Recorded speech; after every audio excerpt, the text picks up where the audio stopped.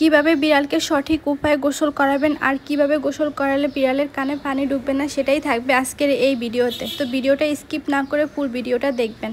তো hello everyone, আসসালামু আলাইকুম, ওয়েলকাম টু মাই চ্যানেল। প্রথমে বিড়ালকে ভালোভাবে একটা হেয়ার ব্রাশ দিয়ে ভালোভাবে ওদের যেহেতু পাগুলো অনেক লং, সেজন্য ওগুলোকে ব্রাশ করে নিতে হয় যাতে কোথাও জট লেগে না থাকে। তারপর হচ্ছে যে ওকে একটু জাস্ট মাথাটা বাদে পুরো শরীরটা ওকে একটু ভিজাই নিতে হবে। দেন হচ্ছে যে এই একটা শ্যাম্পু দিয়ে ওদের জন্য আমি এই শ্যাম্পুটা কিনছি। এটা হচ্ছে একটা কিটেন শ্যাম্পু।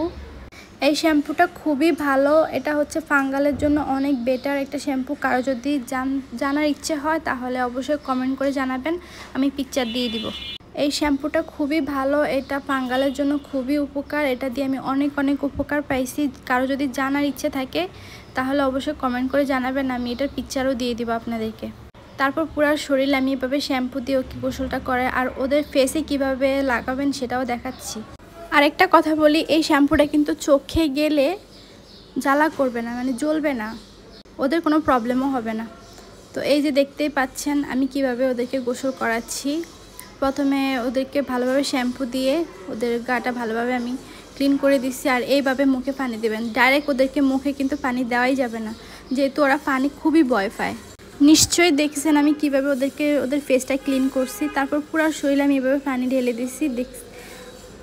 তারপর ওদেরকে আমি একটা টাওয়াল দিয়ে ভালোভাবে শুকাই দিব, যেহেতু ওরা পার্সিয়ান ক্যাট, ওদের একটু ঠান্ডাটা বা গরমটা ওরা অনেক সেন্সিটিভ, তো ওদের শরীরটা বেশিক্ষণ ভিজা রাখাই যাবে না।